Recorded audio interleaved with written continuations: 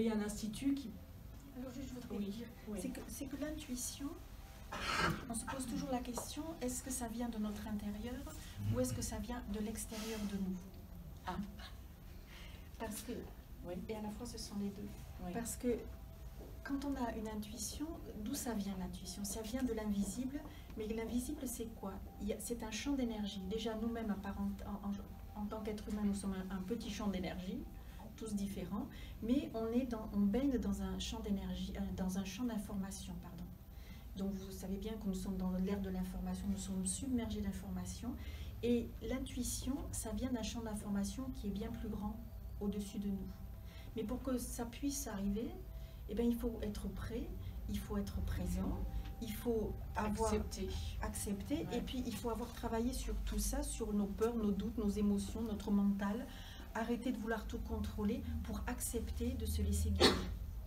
Donc, et à la fois, c'est être bien là, ici, à l'intérieur de soi, en connexion avec soi-même. Donc, je dirais que l'intuition, ça vient à la fois de l'extérieur et à la fois à l'intérieur de nous, c'est savoir ensuite écouter et décoder cette information.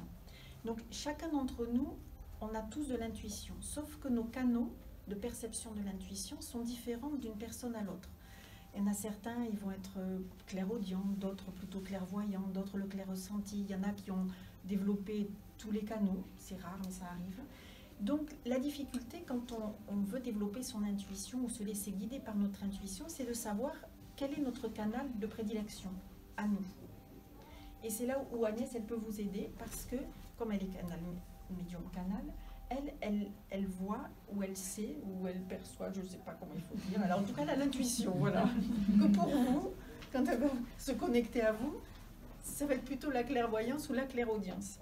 Et ensuite, c'est de développer, commencer à développer ce canal pour gagner confiance en soi, pour éliminer ses peurs, apprendre à laisser le mental de côté, à canaliser nos émotions, à lâcher prise et accepter ce qui vous arrive. Parce que de toute façon, ce sont des qualités qui sont naturelles, sauf qu'on n'a jamais appris à les développer. Et aujourd'hui, il y a vraiment, avec ce brassage d'énergie dans lequel on est, c'est en train de se réveiller chez chacun de nous, sauf que soit on n'est pas attentif, soit on a envie de le développer, mais on ne sait pas par quel canal ça passe, et c'est pas toujours facile.